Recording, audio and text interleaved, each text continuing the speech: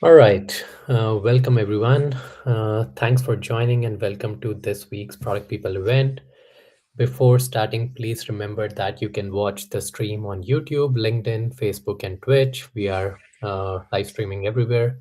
Also, a reminder that this talk will be recorded. So, if you want to share it afterwards with your fellow colleagues, PM, just head out to the YouTube channel.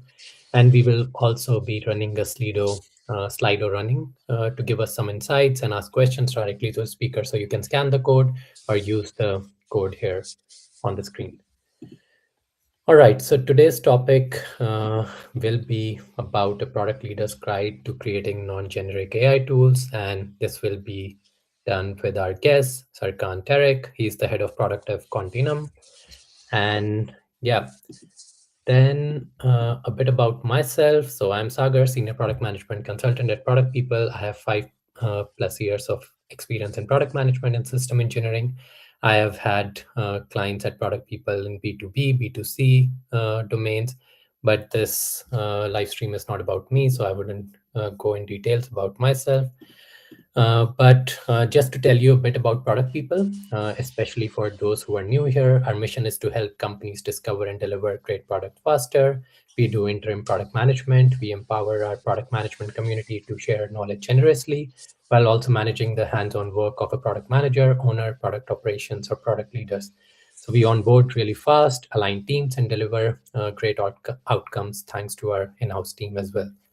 And we also curate free events like this one for our biggest PM communities in Europe that has over 60,000 members. All right, now it's time for a quick icebreaker. Before we start the session, we have a question for you. You can open slido.com and enter the number you are seeing on the screen, which is 134340. And also you can scan the QR code, which you can see on the screen. And for those ones who are watching on other platforms, please feel free to share your answers in the comments. So the question is, when your LLM gives you an output text, what that you need to share, a post, an internal document, a PRD, or something else, how much do you edit it? And there are four options to it. First one is I keep 20 to 50% of it, rewrite the rest. I keep 60 to 90% of it and rewrite the rest. I don't like every sentence, but I usually don't change much since it's close enough. I don't let LLMs write the final text. I generate ideas with it and then write them myself. So these are the four options. I'll give you a few seconds to answer this question and waiting for the results to come in. There was a fifth option of what the hell is an LLM, but Okay. feel free to write that in the comments if you need. We missed that as well. So yeah, feel free to add that in the comments.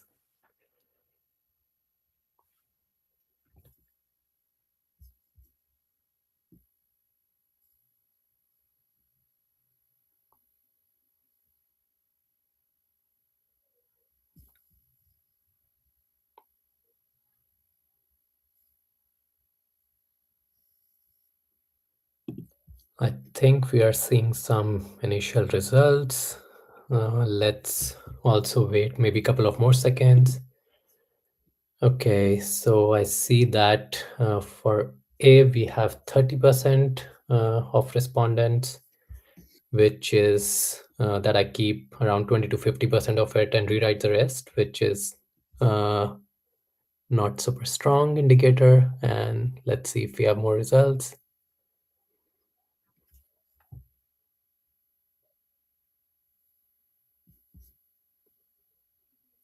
Okay, so now we have the updated one, and the most popular choice is that I keep 60 to 90% of it and rewrite the rest. All right, so let's see what we will be talking about today. So without further delay, I will hand it over to Sarkan and he can take over his talk. Thank you so much, Sagar. Sagar, right? Sorry, Yeah. did I say that wrong? All right. So I'll share my screen. So the poll results are actually quite interesting. It's pretty up to par with how good the models have become right now. So 60 to 90% is usually what I experience myself as well. But let me let me share my screen here. And all right, do you see everything okay? Yes, we can see it. Okay, perfect. All right. Yeah. Hi, everyone. My name is Serkan. I am a head of product at Quantinium. We are a blockchain slash telecom company, and we kind of marry the Web2 and Web3 concepts together. And I haven't come to you to talk to you about what Quantinium is doing. Please hit me up if you are interested. But I'm here. Today's talk is about why I want you to stop copying prompt and skill libraries and basically show you a way to build AI that works for you. We as product people, we're pretty much flooded now with skills and prompts, right? And things that people wrote that worked for them, and others being new to AI, wanting to start somewhere so that they copy the prompt. Sometimes works, sometimes doesn't. And depending on the person, they either rewrite the whole thing or they conform to the generic result of the AI. Now, like lately, I've been seeing a lot of product documents around me having less and less character for this reason, right? And more generic AI keywords focusing on the same data instead of asking, hey, what is important for you and your case, right? And as product people, I think I always believe that our greatest asset has been our ability to be critical, to pick out information from a pool of data and frame problems and solutions to a target audience better than the next person. To me, that's what makes a really good product person. And if we let AI curb that with generic text and generic view of looking at data, then suddenly when people say, oh, AI is going to come and take your job, this can potentially become a real problem because you're literally trying to be more like AI instead of the other way around. So, but my question is that instead of curbing this skill, can we use AI tools to enhance it, to enhance what makes us really good product people, and turn that into a muscle that AI can help us develop and to be better product people? So essentially, this is why I made the talk this way. So this is a common case, right? You guys have done answered the question that is somehow similar. So I asked AI to help me write an executive report. I gave it some context, hit go, and then I watched it produce something polished and structured. Then I rewrote a lot of it. Not because the prose is bad, but it's not mine, right? The metrics it picked weren't the ones that that the people that I would present this to actually cared about. The framing was too generic. The phrases were a lot of corporate AI speak. It didn't sound like kind of our company. Um, so a lot has happened in the AI in the past few months, and these things are going to be keeping on changing, right? Models are dramatically getting better, tools are more sophisticated. So now instead of rewriting 80% of it, you might be rewriting 30 to 20% of it, right? And the output of write me an exec report will get better the better the models get. But what I keep noticing as the models get better is that the gap between what AI gives you and what you'd actually ship, even though it gets slightly smaller, still exists. It's not like completely disappearing. And how can it? Because the AI doesn't know anything else about you. It's just creating generic content, and most people are using it to create generic content. So whenever that like discrepancy between what AI writes and what you would write happens, product people do one of two things. They either rewrite generic AI output every single day and they accept it as the cost of using AI, or worse, they start conforming to a generic AI prose and adopting it as their own, eventually becoming chat GPTs themselves. So I'm going to walk you through how I believe this can be changed to find a system that works, and then to show you how I built a system like that for my own company that I could share. So the reason your AI doesn't sound like you, it doesn't know your product, doesn't pick the metrics, etc., correct metrics, is because it doesn't know your writing style, the data you focus on. And because even though you work with it meticulously on building a perfect document in a session, it has forgotten all about it in the next session, i.e., it has no real context.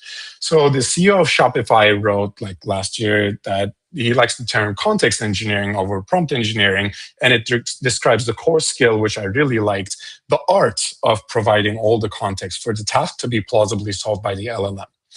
That's basically my whole talk in one tweet. So if you want, you can just leave the talk now. But if you want to continue, I'll get into a bit more detail. A few months later, the Anthropic team said something very similar. They said good context engineering means finding the smallest possible set of high signal tokens that maximize the likelihood of the desired outcome. So the smallest word ends up being really important there. So what is context engineering and kind of how do I do it? So how I do it is usually really simple. There are a few rules.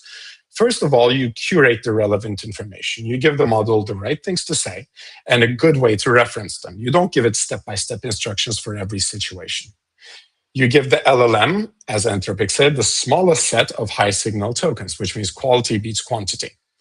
You understand that the model degrades with too much context. There are things like lost in the middle phenomena where if you give it a very long context or a very long prompt, the middle of your prompt gets ignored by the LLM or at least deprioritized, and in very, very long cases it can get ignored. So it's the same way what you do when someone dumps a 90-slide deck on you before asking what you think. You just read the beginning slides, you read the end slides, and you kind of like you go through the middle, right? So, and then finally you just think about this as designing the information environment your model lives in. You accept that it will only digest the information that you give it, and you design the house around it, so to speak. So that is how you do context engineering, right? The why this matter more than prompt tricks is, I think, equally as important, but very, very simple. First of all, prompts are temporary, right? You might remember the prompt hacking days of old, where you would go to ChatGPT and say, "Hey, you're a teacher, you're this, you're that," and then a lot of people still swear by these. But essentially, the reason these are temporary, they are instruction and prompt hacks that people write to compensate for the model's weakness, and they become obsolete the moment the model gets smarter. The same is true of every prompt template or even skills you copy of LinkedIn, which are basically prompt templates and specific instructions on how to do things. But context, as in like what your AI knows about your business, that is really durable, right? So your users, your constraints, your prior failures, your strategic choices, none of that gets obsoleted by a model upgrade. Instead, it compounds, and it will compound in better and better ways within the next 12 to 18 months. You can't control what's in next month's model, but you do control what your AI knows about your work. And I believe that's where the leverage is. So now I want to give you a mental model I use for all of this when I'm doing product work. Basically, the mental model is, I think, the great way to think about it, is that your AI is a new hire. You hire a brilliant PM tomorrow, you wouldn't hand them a generic PRD template and say, go, right? You'd onboard them. You'd spend time explaining your users, your market position, your team dynamics, technical constraints, what you've already done, things that are in your head, things that are documented. You put them into an orientation camp, right? And then your AI basically deserves the same treatment. And giving them a skill on that you copied from somebody else does not do that trick. Here's what you can imagine goes to an onboarding doc, right? Explain to them who your actual users are, where the product is today, your stage metrics, traction, what your team can and cannot ship right now, what you've already tried, and your strategy, like the why, and not just the what. So Anthropic frames this the same way in their guidance. They say building a skill for an agent is like putting together an onboarding guide for a new hire. And if you think about context this way, then it's very hard for you to get trumped. So a verbal aside on this is that this is not a singular thing. Just like a new hire, you don't onboard them once and never educate them again. And for AI, it's even more so. It's more of an iterative thing. It's not a one-time setup. So there's Teresa Torres, who literally wrote the book on continuous discovery. I'm sure you know her. She ends every Claude session. She's also become like a leading voice in AI, first product stuff. And she ends her every session with her AI by asking, "Hey, Claude, what you learned today that we should document?" And then she actually updates her Claude MD, her context files, right? You basically onboard once and you coach forever. But before I go further, I just want to give one caveat that Adi Osmani said. By the way, I'm going to use a lot of quotes because I follow a lot of product people, and I really, really believe in what they are saying, and there are some great minds out there. So if you follow any of those, you'll know exactly what I mean. But I mean, these quotes that I'm sharing are things that stayed with me a lot. So they might seem a little random, but sorry about that. So, and he says that even with perfect context engineering, LLMs still hallucinate, right? They make logical errors, they fail at reasoning sometimes, and context engineering is not a silver bullet. It's basically damage control within your LLM's current constraints. And that's the right way to think about it. We're not making the AI smart, right? We're giving it the best chance we can to do good work in the constraints that it has. So you're not teaching common sense to your new hire. You're just giving it context and hoping your hire does a good job. The judgment is still yours. The work should still get reviewed. Just know that AI is a tool and not magic, right? Okay, we're clear on the theory, context beats prompt, and you're treating your AI like a new hire, right? But before I show you a real system, I need to show you a little bit of mechanics of how context works, so that you understand what goes on under the hood as a non-technical person, which I assume most here are. And by the way, neither am I. I just nerded out on this stuff. So whatever I say might be slightly inaccurate. So sorry to the technical people. And the rest of the talk depends on getting this right. So every time you talk to an LLM, the model doesn't just see your message, right? It says a whole bundle of stuff loaded into what's called the context window. That's the model's working memory for your conversation. Sorry. Andrei Karpathy has this really clean mental model for this. To me, that just solved it a lot. The LLM is the CPU, the context window is your RAM, and you, as the user, are the operating system. So your job as the operator is to decide essentially what gets loaded into the RAM. The model is only as good as what you put in front of it. And these context windows aren't infinite, right? Claude has famously up to 1 million tokens on Opus 4.7, although it's very expensive, right? And that's 1 million tokens is a lot. It's almost like the entire Harry Potter book series if it's written in English words. It's big numbers, but tokens get used up really fast, especially used in a very large context window. So if I had to put all of my companies and my businesses and my products into my Claude MD and into my context window, obviously things are going to go south fast, especially if I go through a long session. But there are also some things that within the context window, let's take a look at the RAM and see what gets loaded and how the context actually works. So there are a few things that are loaded essentially when you start every session. First of all is the system prompt. This is set by your tool. So Claude has its own, OpenAI has its own. You don't usually see it, but it's there. It's the system prompt for ChatGPT, for Claude and whatnot. Then you have your global and project-based instructions like your Claude MD or Agents MD file if you're using coding tools, or your global instructions for ChatGPT or Claude Web. And then you have projects or folders if you're using coding tools, projects if you're using chat tools, and you have the local instructions, just per project instructions. In this case, in a coding tool case, that's a Claude MD that lives in the project folder that you're working on, as well as Claude MD that works in your root folder. Both of these get loaded and they form part of your context window.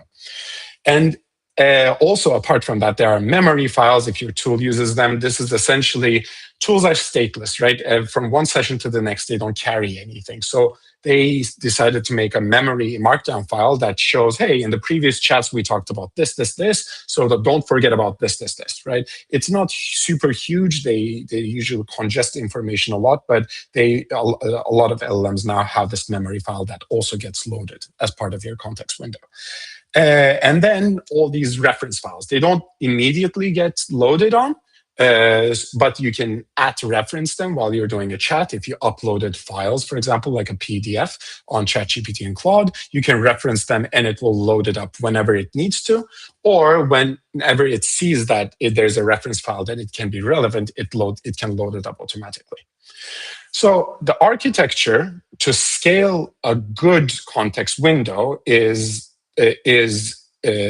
basically people tell you that it should be in the following way. Always keep the always loaded context very short, right? Your Claude MD files and your global Claude MD files, or your global instructions and the local instructions, they should be small and high signal. They should be things that apply to every task that you do. And you should aim under like 10,000 words for project level, and you're under like 4,000 words for global. That's kind of a good indicator. That's kind of a maximums that you could go for. But obviously, it's all arbitrary numbers, right?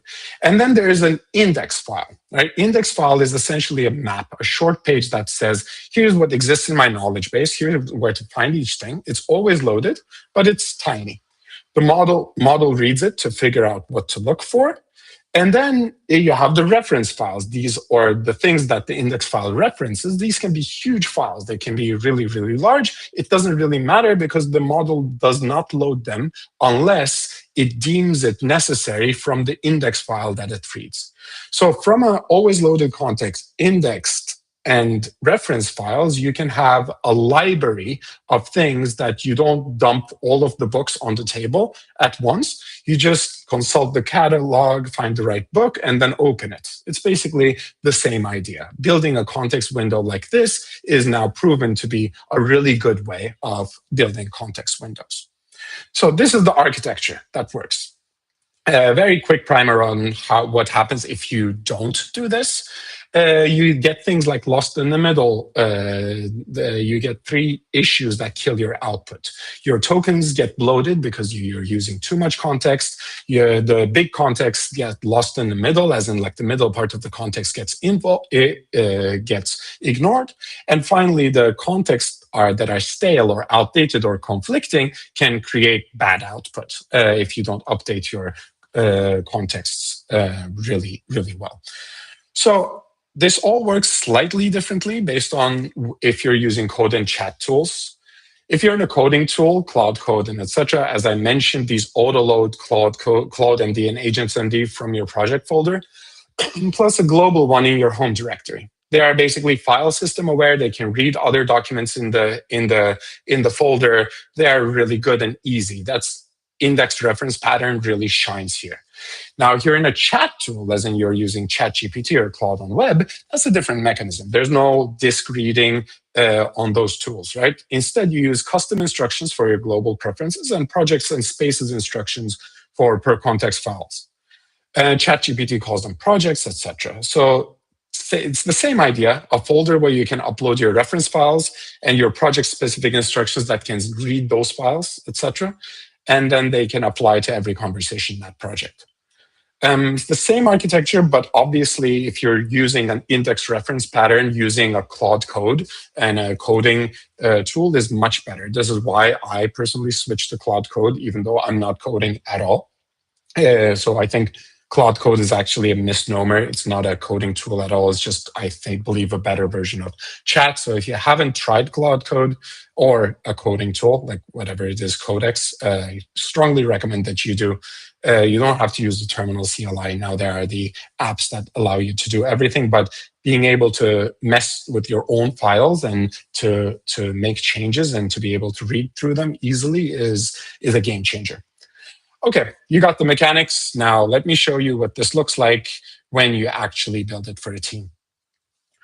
So here's my problem, right? So the problem I was trying to solve is that I was building like product brainstorming docs, PRDs, strategies, and etc. All of it needs context to be any good. But it's not just my context, right? My designer, when he's building, like he's reading or writing another doc, my engineer, my executive team, they all need the same context. Right? We can't all be running giant Claude MD files. That's token inefficient. It's also not really doable because Claude MD has all the contexts that are personal to me as well. So what I needed was a shared context that was small at any given moment, but they're really rich in total. It's essentially a way for my whole team's AI tools to be working from the same brain without each of us paying the full token cost of the entire knowledge base. And kind of last week, I figured out how to do that. I started with, again, with Andrei Karpathy. He posted his LLM wiki on X. And I was following it, him for a while, but then like seeing this, it kind of clicked everything for me. So he was complaining like I was, that every conversation starts from zero, knowledge doesn't accumulate, you end up teaching the AI the same thing. And his fix was, why don't we build a wiki that the LLM maintains for you? He called it a persistent compounding artifact, where you add sources and you ask the LLM to synthesize. So LLM reads your PDFs, your Slack threads, whatever source you put, and summarizes, puts them in wiki articles, and cross-references them and updates pages by themselves. Over time, you get a knowledge base that gets smarter every time you feed it something, that gets updated with decisions that you make later in time. And for him, he essentially had built it as like a personal LLM wiki. I was reading through it and I was thinking, what if my whole team had this?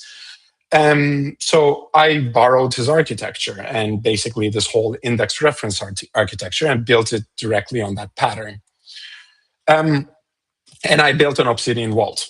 So Obsidian, if you don't know what Obsidian is, I think is right now the best way to digest a lot of information or put a lot of raw information somewhere and then see it in a visual format that is easily editable and is very markdown friendly, which is great for AI. AIs love markdown.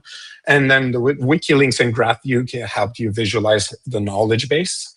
And and its local first is basically a folder that lives in your computer, and you can sync it with other people. That it's just like a kind of a shared Dropbox folder that as soon as you change something, one person changes something, the others get that change. And then finally, there is migration is easy. If you like want to get out of Obsidian and use another distribution tool like GitHub, you're able to. So Obsidian was kind of a no-brainer choice for this.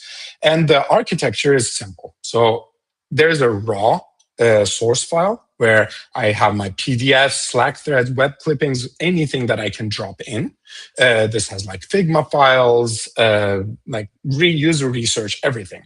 LLM cannot touch this. It can only read it. It's never modified, and it never rewrites your sources. It only references them. Then there's the wiki, which is something that I do not touch, that my LLM only touches. So it generates and maintains this wiki, this entities, concepts, projects, decisions. They're all cross-linked, and each page cites its sources from a source document. And then finally, there's a Claude MD. That's the schema, that's the operating manual that tells the LLM how the system works, how when something's added, how to synthesize it, how to clean itself over time. So within these three layers, you can have a whole folder system that can live as a project in your Claude code or like any coding tool. And that keeps the sources sacred, that the synthesizes it and makes it updatable and only manageable by the LLM, which is great because the hardest thing about context windows is if you have a big context window library, maintaining it becomes the full-time job, right? And this is the way LLM, you can actually offload that task to the LLM. So I want to show you what this looks like in production. I blurred my company specifics because I don't want to spill our secrets, but yeah, you'll get the drift. So here's how it works. I started the Obsidian Vault. I put lots of documents into the raw folder, asked the LLM to add the Slack threads and etc. And then Claude Code took them all for my company and created everything else, like the wiki article. So each thing you see in the visual site is a wiki article, and then it linked them together to create a web of information around our company, our products, our previous decisions, our design philosophy, everything. I can look at everything like high level architecture. I can via graph view, I can go into every article to see what's happening. And then there's the index side, right there, which is the catalog, which is every page in the wiki. The LLM knows and keeps the index updated. And it knows basically where all of these articles live. And as I said, I don't touch the wiki, I don't touch the index. And then I can look at individual articles and see what they're writing, making sure there are no hallucinations. And there usually aren't, because LLM is instructed to link every piece of fact with kind of a source file. And then I have a README file and a log file. The README is kind of the human onboarding doc. This is how I say, hey, team, this is how you can do this. And then the log is whenever like I sync this Obsidian Vault with others. So whenever somebody else makes a change, I can see it in the log. So like all of this, like you'll see through this that every ingest, every decision, every lint pass kind of gets logged, and I see what the LLM is doing. I see the knowledge base as it evolves. And now I need a way to make it scale beyond one project, right? Because all I've done so far is just create a Claude Code project that lives in itself. What if I want to create another project, but I want to reference this knowledge base whenever I want to? So when I spin up a new project, I can add a block to the Claude MD that looks like this. It's just a few lines. It tells the LLM where the company knowledge base lives within my computer. It points to the schema, the index, the relevant pages, and explicitly marks it, the vault as read-only, as in don't touch the vault from this project. So anything I do in that project now, writing a PRD or doing whatever, automatically pulls relevant content from the vault. The LLM can read the schema, scans the index, and reads only the pages that matter for the task at hand. And now every kind of teammate's project can reference the same vault if I can just sync this folder, Obsidian folder, with everybody else on my team. So they don't need their own Claude MD. They can create their project, and all they have to do is to paste these like 8-9 lines to their own Claude MD. And none of them will have to have the vault in their Claude MD. Instead, they just keep the whole company context in their computer as a folder, and that gets updated regularly, and each member can view the vault and its context visually via Obsidian whenever they need. But now, for the team to share a vault, the vault has to be shared. So there are two ways of sharing a vault. If you're a very small team, small enough team that there's only one person who's actually managing the context window, or maximum two, you can use Obsidian Sync. It's bi-directional. I think it's $10 a person per month if you want to have like a 10 gig setup. And it requires no GitHub setup, no version control overhead. We can all have the same vault in real time. And it's obviously much less headache. The trade-offs are real though. So there's no commit history, no PR review. And if two people change something at the same time, one of them will disappear. There will be conflicts. Now, for a bigger team, obviously, the way you have to go is GitHub. When non-technical people see GitHub, they get afraid a lot, but there's real version control.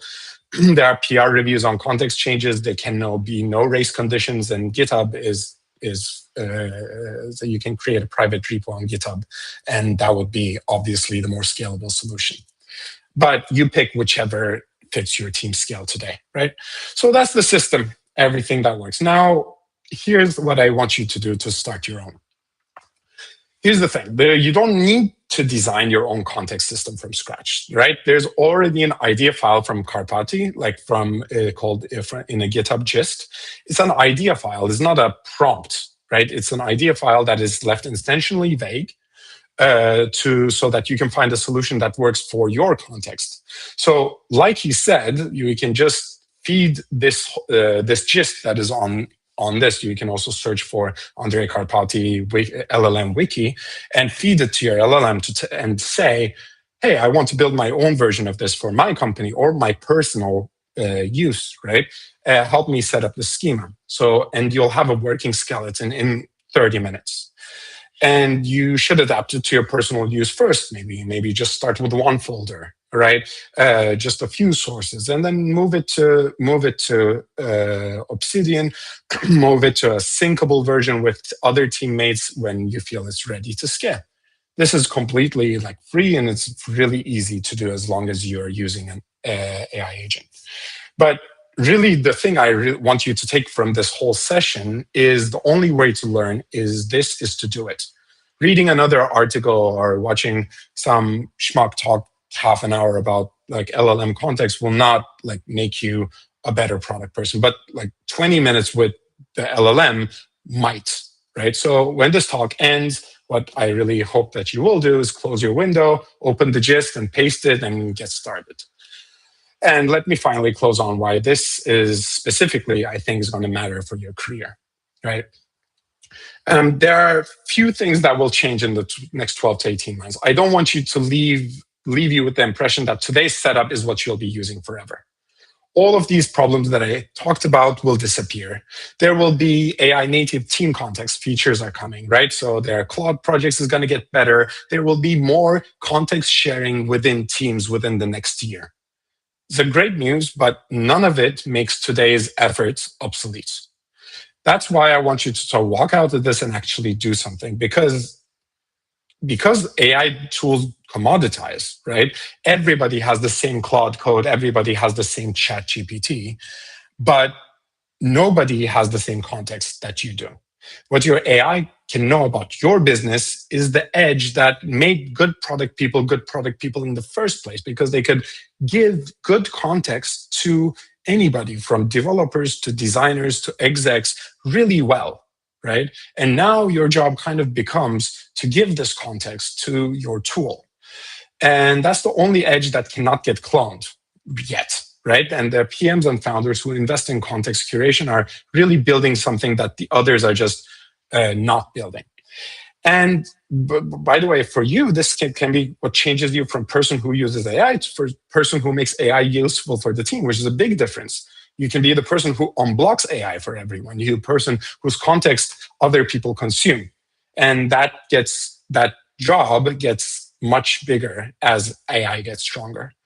And I really think that the teams that win in next year will be the ones who build shared context muscle in 2026, when there's better native tooling, right? When you know how context works and you have the discipline, you'll be able to use those tools fluently from day one, instead of spending months figuring out how. So my idea is don't wait for the perfect tool. Just start, build your own. Your context is your edge. And I hope you give it a try. Thank you so much for listening. I'm more than happy to take questions. Feel free to drop them in the chats.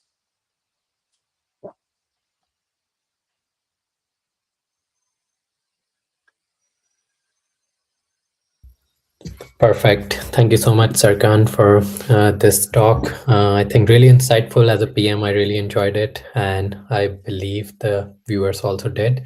We'll see that in a while in comments as well. But it's time for a Q&A, and you can see there is again a QR code, and you can also use the code on slido.com to put in your questions. I'll give you a couple of minutes to do that. In the meantime, I can just briefly talk about product people and some of our use cases. So what we do, our interim product managers and owners cover parental leaves, scale product management team quickly, or lead key initiatives while bridging the gap until a full-time employee joins. And you can also get temporary help to drive product discovery, delivery for a deadline, and create big impact in short time. We also coach product managers, teams to reach their full potential through streamlining processes from 0 to 1, including product ops and program management.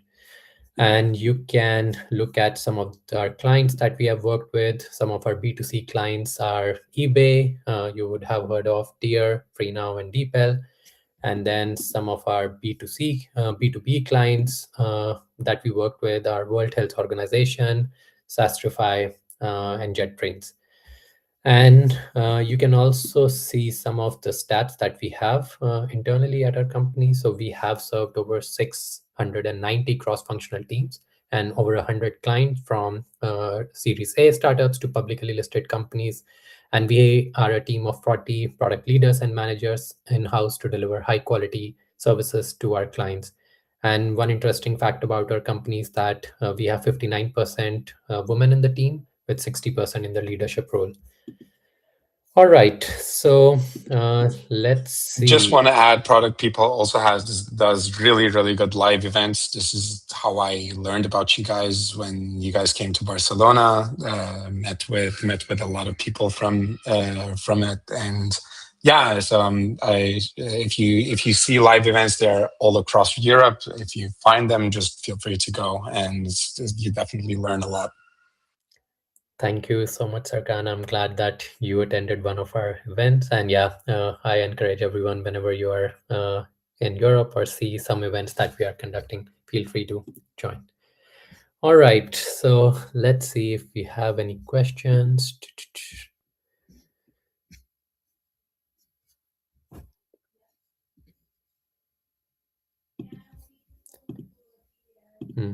I think questions are coming. Uh, I heard there's a technical delay, so let's give it a couple of more seconds for the questions to pop up. Until I saw some comments on LinkedIn, will the recording be shared? Yes, it will be on our YouTube channel, on our LinkedIn page, so you can view it anytime you want.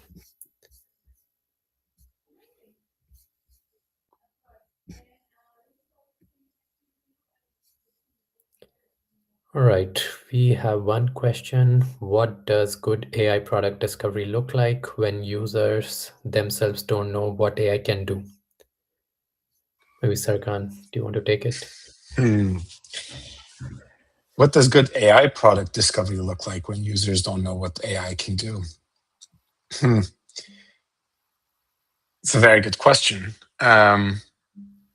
So I think if you, so I assume you don't mean product discovery using an AI tool. You mean product discovery on an AI tool. Um, If you mean if you mean product discovery using an AI tool when people don't know what AI can do, is that's what the product people are for, right? Not as an organization, but like as a product person, it's kind of up to the product person to know what the AI can do and then show it as a tool, right?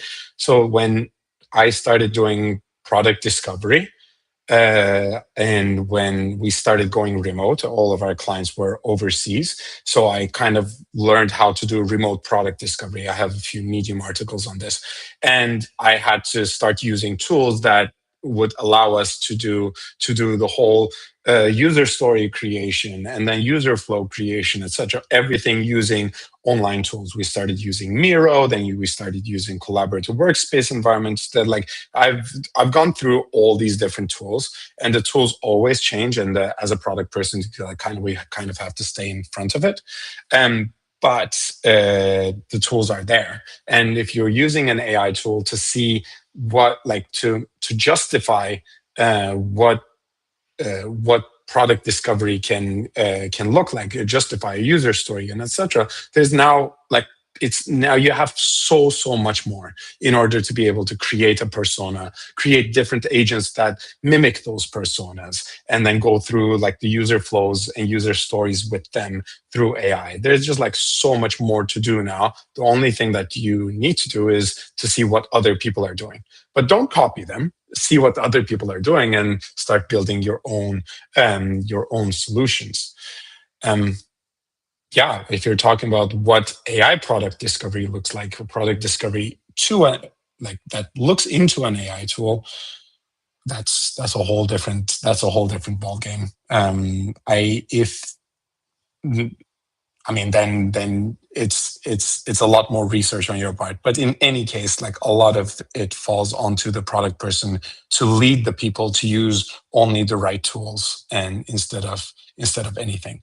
What worried me a lot is when using product discovery that everybody can use AI to confirmation bias into their own opinion, and this can lead to more like polarized opinions that are proven because they had this conversation with a chatbot, right?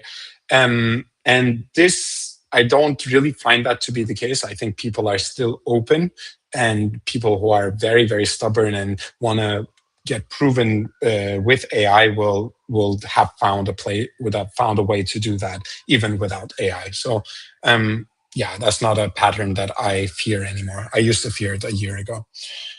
Um, there's one more. I think what's one AI product pattern you think that's overused right now? Oh God, there's so many. Yeah, that's an interesting one. I mean, my favorite is download my skill library, write this PRD, and etc. Like right now, people still think that PRDs are what you start every like product idea with, and now that LLMs are here, instead of writing the PRD, just have the LLM do what the PRD is meant to do. So now a lot of teams like Anthropics don't write PRDs on everything, right? They write PRDs on very complex tasks and etc. Instead, you can start with prototypes. So AI pattern on products, on building traditional product documents, are kind of a pet peeve of mine, especially if you're using something that's copied from somebody else. Sure, it works really nicely, but the thing that it just does everything that you used to do before doing AI faster. Whereas the tool can do so much more if you learn to live and experience it, and discover it. Anything on your end, Sagar? Like, what do you think is overused? Yeah, I think there are many patterns that are being overused. So you mentioned about context engineering. So people are like giving a lot of context there. So I think that could be one. Uh, but I see, I have one more question for you. So I usually find myself fighting with Claude when we are writing. Would this architecture also help smooth that process and find a common voice as a company? Mhm. Yes. So to me, it does. It also can smooth things out for you as a person, right? So this started out as a personal LLM wiki, right? You don't need to share an Obsidian Vault with others in order for this to be useful. You can say, hey, I'm Serkan. This is the way I write. This is the way I approach things. This is how I interacted with people previously, and put all of that into an Obsidian Vault that the AI can understand. And then it will know when it needs to pick a tone of voice and it needs to write from your shoes. It can do a better job, and can absolutely do the same for your company, right? If you have a tone of voice that you want to follow, turn that into a document, put a raw file out there, and ask the LLM to synthesize it, and make sure that there's a tone of voice entry in your wiki, so that it can reference it whenever it needs to, and everybody in the company will reference the same tone of voice document, so the output should be a lot more standardized. It has definitely been a difference maker in me, because it's also something. So humanizing AI text has been a pet project of mine for a while, and I've tried a lot of different skills, different contexts, different everything. So, but there's nothing like giving it your context, giving it a lot of information that it can easily synthesize about you, and then ask it to replicate. And that is usually what I find to be the best. There's also humanized things. There's like AI speak that Claude will always start doing, but now there are different skills with which you can see the what was it called, the predictability of sentences, and it can measure its own sentences predictability, and on high predictable sentences they can say, this sounds like AI speak, let me make it a bit more complicated, and then can actually correct its own text. I have a humanized skill that I've bastardized and made my own, and I'm not going to share it. It's mine. But you can't. No, it's not because it's mine. It's made for me, right? It's not going to work for you. So that's why you can take a humanizing skill, and from literary sources, there are skills that makes makes Claude write better, let's say, novels and fiction, and it uses literary techniques to add complexity and less predictability to sentences. And I found that that works really well in regular conversation or when it's trying to write a story as well. Yeah, makes sense. I think you can also use, for example, what I do in the settings menu. You can write your preferences as well, like what kind of tone do you like? You want to remove M dashes and something like that. It also helps, to me at least, to giving more Absolutely. context about yourself. All right. Absolutely. That would be your global instructions, right? That would be the, if you're using a coding tool instead of chatbot, you would have your Claude MD that sits in your root folder, and you would have the Claude MD that sits in your project folder. Your root folder Claude MD is like your global instructions for ChatGPT. And then when you create a project in ChatGPT, and your project Claude MD becomes the project instructions. So, and it both gets loaded every time and that's part of your context window. So that can definitely work if you want to show your tone of voice to Claude. Make sure that it has instructions that gets loaded into every session. Makes sense. All right. I think we are at time. Thank you so much, everyone, for joining. But before we leave, I would like to tell that at Product People we are hiring, so you can scan this QR code and you can also subscribe to our newsletter where we share product stories and insights in your inbox. It's really nice, so go for it. And before we leave, I want to tell you that next week we will be having Somnath Viswas, who is head of product at Conversations, and he will be talking about productionizing enterprise grade LLM agents. So don't forget to join next week as well. So thank you so much, Sarkan, for giving this insightful talk. And I'm gonna definitely try the repo that you shared. And I believe I built this wiki for myself as well.